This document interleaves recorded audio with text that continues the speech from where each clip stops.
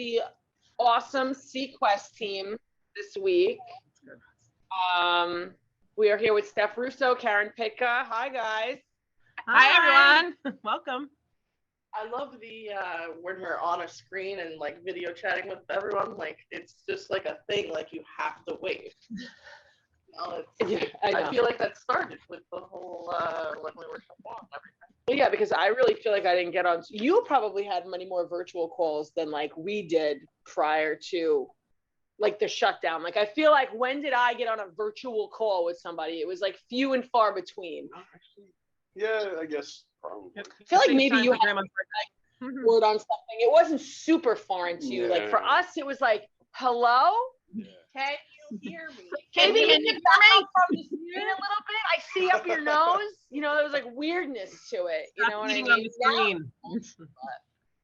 Now I think it's super cool that we could be like, all right, you guys are down in Idlehour, we're up at the high school, hop on a call, let's get this done, and everybody moves on with the day. The level of productivity, very nice. Very nice. All right, so the reason we had you on, or we wanted to have you on, is not just because of your absolutely glowing and amazing personalities, but also because of the program that you have kind of brought back post-COVID. A little history there is that we had CQuest prior to the shutdown, which in the shutdown, you know, we did not have CQuest. It was through that second year as well. So it was through the shutdown and the whole second year when we were kind of like hybrid. We didn't have it, right? Yep, right. And then you guys kind of brought that program back. So tell us a little bit about that whole process. Okay, so we originally attended the reimagining meeting for CQuest to just kind of look at the process. And, you know, what's that? What does that mean? What was that meeting? The reimagining of CQuest? Well, it was open to the whole district, so parents or anybody really could attend, all stakeholders, and just checking, you know, people's feelings on, you know, the program used to take place at Basti and they used to travel there for the day, and just trying to look at maybe a different way of doing it. So everybody just kind of brought ideas to the table. I know what it is, but like maybe somebody doesn't. So like, what was it / is it? No, I'm not. I want everyone to know I know what it is. I'm asking as this question just for the listeners. I do. Right. I am aware. Yes, of what CQuest is itself. Yeah, we got it. All right. Well, CQuest, it's an enrichment program through which the students can broaden their knowledge in diverse areas. Jeez Louise. In other words, it's an enrichment program in which a journey where children can enhance their learning creative ways to improve their skills and knowledge. Throughout this program, we're working on collaborating and building relationship skills along with self-awareness, responsibility, and decision-making. We're also working on sharpening important executive functioning skills, such as organization, focusing, time management. There's a focus on based learning. For everybody. Yeah. Get everybody we take them all. We love everybody. Yes. Come on down. Yes. So it's a place where we can use our curiosity and creativity. Very cool. Very cool. And what grade levels does this service? 4th and 5th grade. So 4th and 5th grade. All right. So I think that gives everybody a little bit of background on. So you attended the reimagining meeting and you helped reimagine like what the program would look like.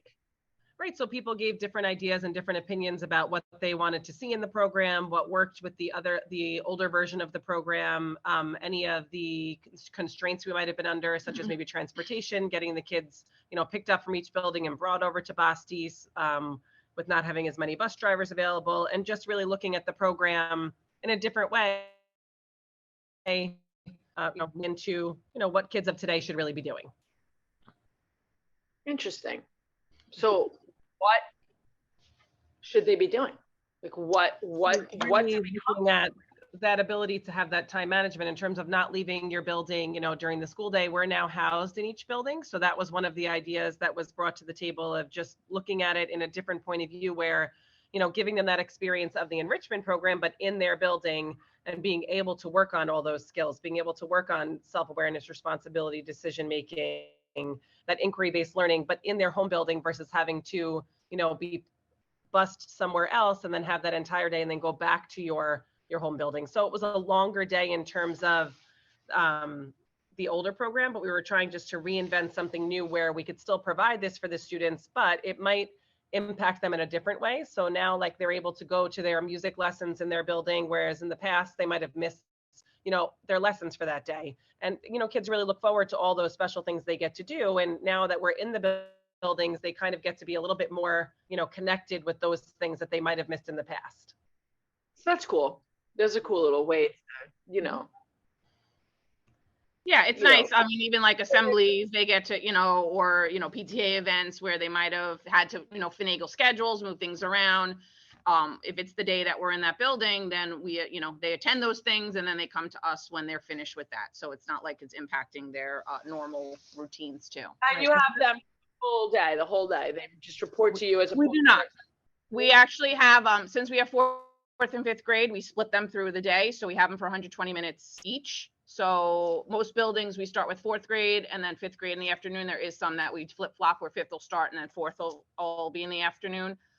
If there's lunch, we break for a lunch and then they come back afterwards. So depending on scheduling, it is a full 120 minutes per group for whatever day that we're in that building. Okay. Yeah. So one of those bonuses about being in their home building, like we said, is, hats off to the program directors that ran this for how many years. They did an amazing job trying to schedule 7 buildings and make sure the kids could be at all their special events in their home building and didn't miss so many things. And it was, nearly impossible. And, they were wonderful colleagues of ours that, through the years that have run the program, a few different people have had the position. And we were always like, wow, that's got to be impossible to do that and have the kids come to you, in one location and try to schedule everything. So it does give you a little more fluidity. This time, everyone, the announcements are happening in a different building. They're not at the high school. However, we might make it. We're gonna miss out. We're also gonna get the kids at the door, so you know what? But they're not supposed to be. Yo, that's so funny. That's so funny. It's the life. It's that schoolhouse life. What can you say? They see us in the morning. They see our faces. They're like, we can't wait to get there. We're gonna run now before the announcements even happen. Yeah. All right, we're gonna take a pause. We're just gonna pause the recording while you guys have your announcements. So stay tuned. All right. So I just want all the listeners to know that while we were paused and to not disrupt by the announcements, I discovered from Karen, Stephanie, and Victoria, they all had prior knowledge to this than me, that there is a 30-second dance party button. And for those of you that are looking for that little quick 30-second release for your kids, epic. Look on Amazon. I am impressed. I am very impressed. I ordered them in this brief 4-minute pause that we had. It was a little more than 4 minutes. We may have had a 30 second. That's long. Wow. We're gonna be tired. No, we need to implement that instead of podcast from now on. What? Just completely. Dance party, man. You got to start it that way. Yeah. Oh, guys, they're coming. It is not a 2-day prime, unfortunately. It will be here the 28th or the 29th or something, the 30th or something of March. But it's coming. It's a 2-pack. I'm giving one to Victoria. So watch out. Anybody who's going to hang out with Victoria, watch out for a spontaneous dance. I'm in the middle of the hallway. Oh, Pearl, here I come. Jordan Spence, if you're listening, you have my button. So I think we now have the purpose of your program. I think we now have the structure of the program. I'm in this rhetorical question where I'm asking them questions as though I don't know. But she knows. But really don't know, perhaps. She's in the wise. She's aware. Cool things, because I'm very impressed with what you guys have kind of put out there for kids. Like I really have to say that I am. So I would love to hear, even just run down some of the highlights. Like, what are some of the favorite things that you feel that you've brought to CQuest? I know what mine are in my mind, but let's hear what you have to say. So we have really exciting. We were actually able to design our own curriculum, which is it's a gift to like any educator to be able to be given the time to try to, I don't want to just say think out of the box. That's kind of like an overused term. What does that even really mean, right? It just means to think differently. So we kind of started our sessions like that with the students and just said to them, it's not a matter of something being harder, and, working smarter versus harder. And, can I do this? Am I able to do this? It's not really about that. It's about, opening your mind to learning something different that maybe in the classroom you just don't have the time for. We loved teaching in our, regular education classrooms. We loved being able to teach social studies, science, math, everything. But that's the reality, is when you're in elementary, especially, you're teaching every subject and you have your standards to meet. CQuest, with our enrichment focus, we're really able to pick and choose the types of topics we want to study. They can be student interests. They can be interests that we had that we thought they would enjoy. And seeing that the program is new, we tried out, different topics this year to see how they would go. We have been working on forensic science with 5th graders, which is really awesome, solving a mystery crime scene. We worked on structures and energy. We built a model of a lighthouse with 5th graders and had them construct a circuit that was working with an LED bulb and coin battery. So we worked in types of energy. Yeah, it was really, really fun. And we challenged them to make a switch to turn the lighthouse on and off so the battery didn't just keep running, because they do know basic circuits. So we tried to bring it to that next level. But they're also learning how to use the Cricut software for design space. So they're learning how to use the Cricut crafting machine, but it's not really the machine you're using. You're utilizing the software. So they're learning another piece of technology, learning how to manipulate the text boxes, the images, how to unlock things, how to layer things. The machine does the work technically for them, but they're learning the program, which is really awesome. And with the measurement part of it, it's a little tough for them at times, because on the screen it looks one way, but then you have to look at the measurements, with the width and the height, and they're like, oh my goodness, that wouldn't fit. Looks like they're really figuring out how to fit it to whatever product we're putting it onto. Yeah, and really working with the ruler, so being able to measure is such an important skill, and it's in each grade in a certain part of the math curriculum, but you don't always have as much time to really delve into your own type of measurement project, right? So they might be measuring basics in the classroom, but this is really giving them a canvas and telling them, teaching them how to use the software. So it's been really fun teaching them how to do that, and they're really excited about that. We used our little blue robot friend Dash for another piece of tech for robots and coding, and they're building code through Blockly, which is really awesome. And we've taught them hexagonal Sudoku, which is interesting and challenging on its own, the game of 24 for math, and some lateral thinking puzzles.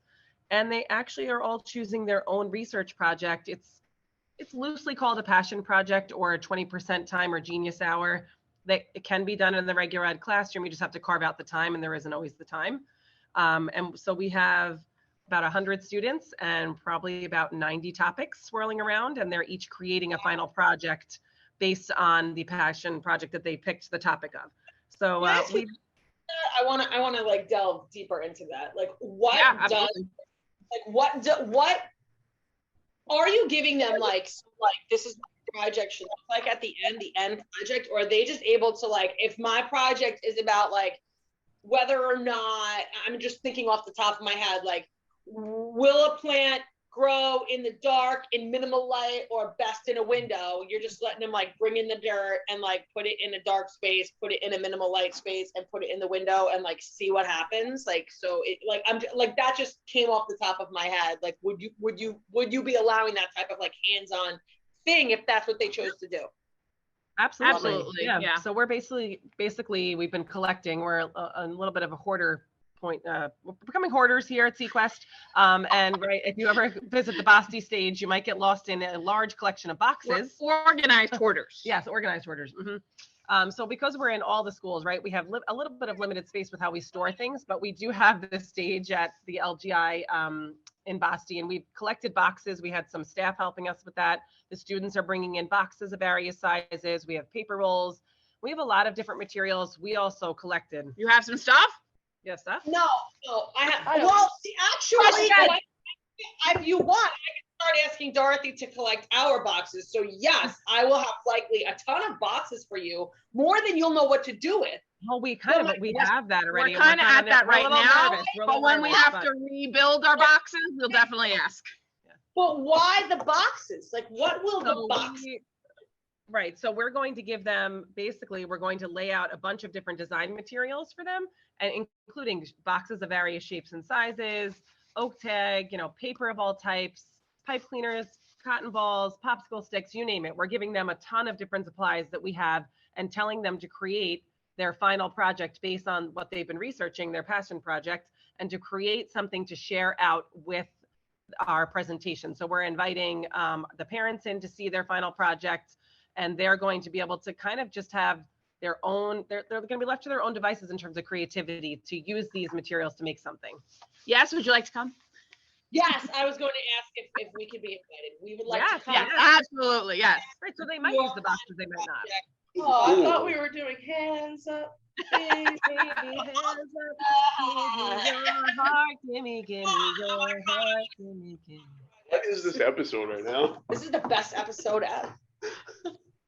We like to sing, we're singers. We are singers. Give us a word and we can find a song for it. Yep, we like to rap. I mean, I really can't sing, but I try. I can sing, but I don't sing.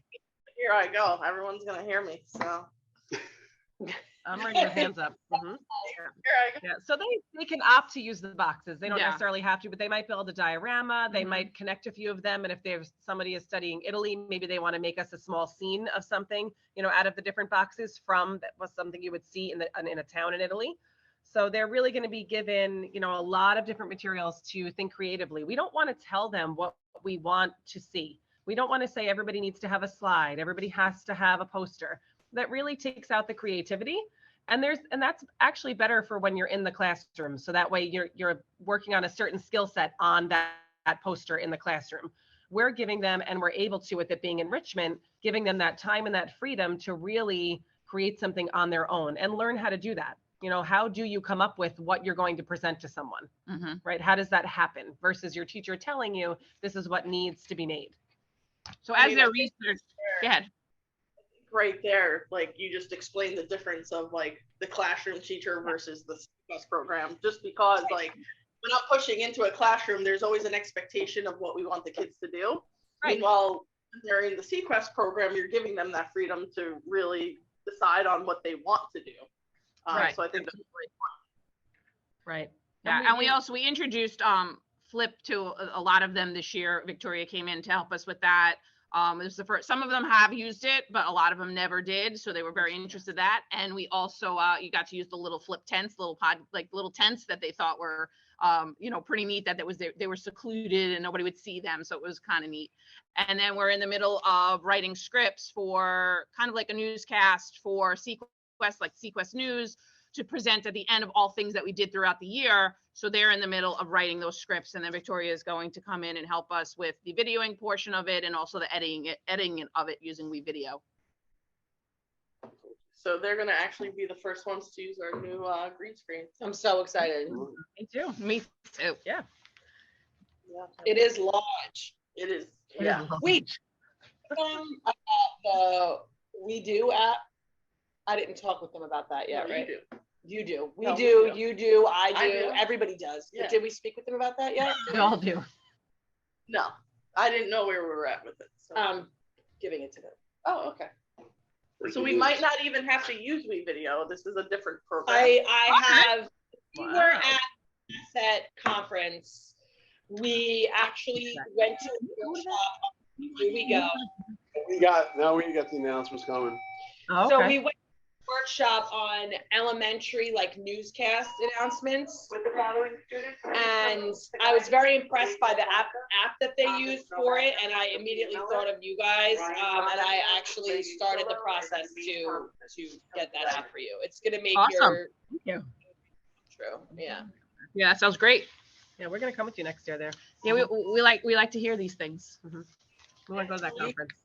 You'd be at that conference for sure. Yeah, we want to go there. Is it dance party? It's dance party Dancing time. Again.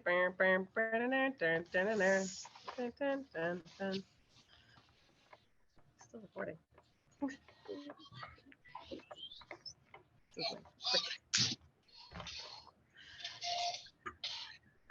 They see us again.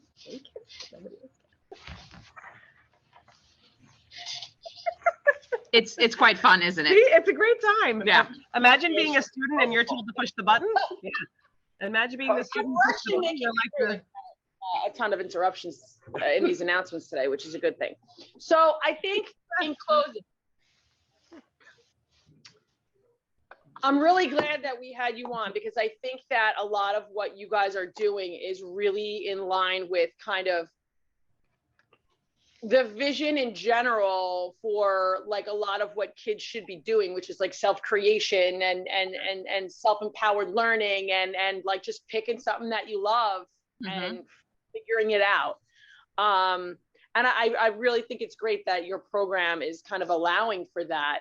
And I think part of what the discussion with all you podcasters out there can be this week is a little bit of like, how can you incorporate, even if it's that little piece of exploration in your regular practice? You know, what Stephanie and Karen have in this program is really a gift, because everything can be that. But I know, coming from being a classroom teacher for so long, that that's just not, it's not the everyday reality in the classroom. But there were all different ways in which I tried to incorporate that. Like, even when we did the unit on, you know, the narrative voice, and we read The Catcher in the Rye, you know, I had them like pretend to be the doctor and diagnose Holden and all of that.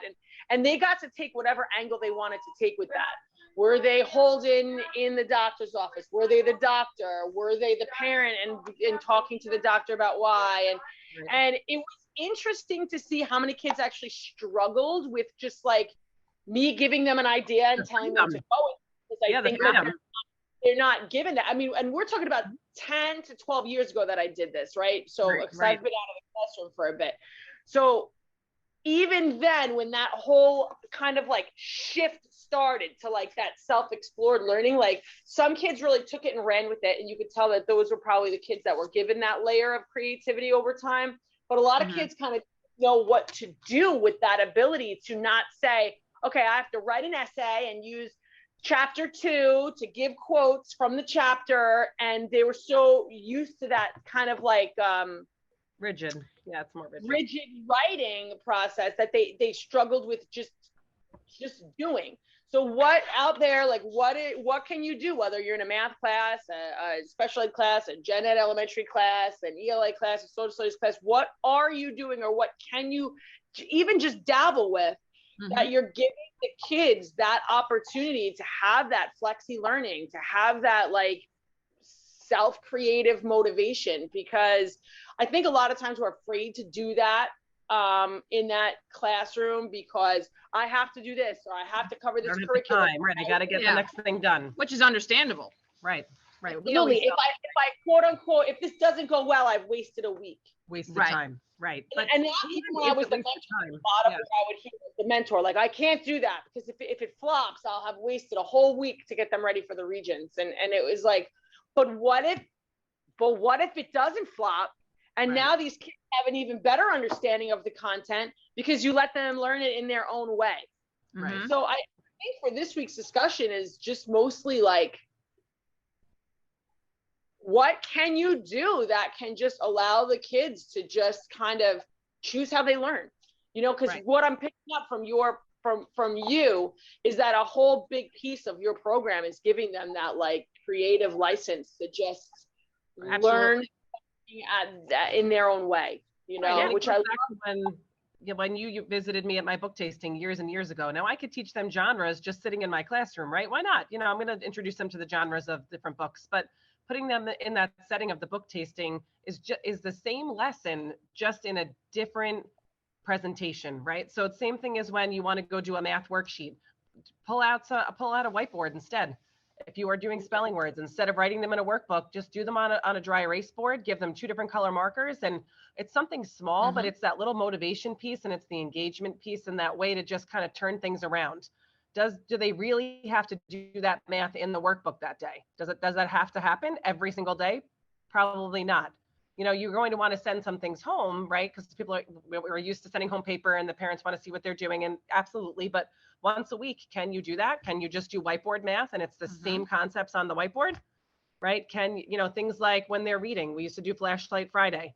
You know, by Friday, they're all tired. They don't feel like doing independent reading. Throw a little finger flashlight on their finger and they will sit in any spot they want and they will read for you for 20 minutes, you know, just thinking about how to change that way. Yeah.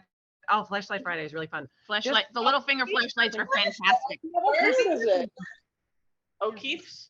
And then And then the finger flashlight, and then the 30-second dance party. But it's just those little ways that you're like, even in the classroom. So I'm still meeting that objective, right? When I'm teaching that math lesson, but I now have them paying attention a little more. We used to even put just cardstock in a sheet protector, and that makes your own dry erase board. And you use a sock from the dollar store as your eraser, and they think it's the best thing in the world. So oh my gosh, I have a sock. They've got the sock on the one hand, they got the marker in the other hand. You're still teaching that same concept, but they're not glued to the workbook the second they walk in.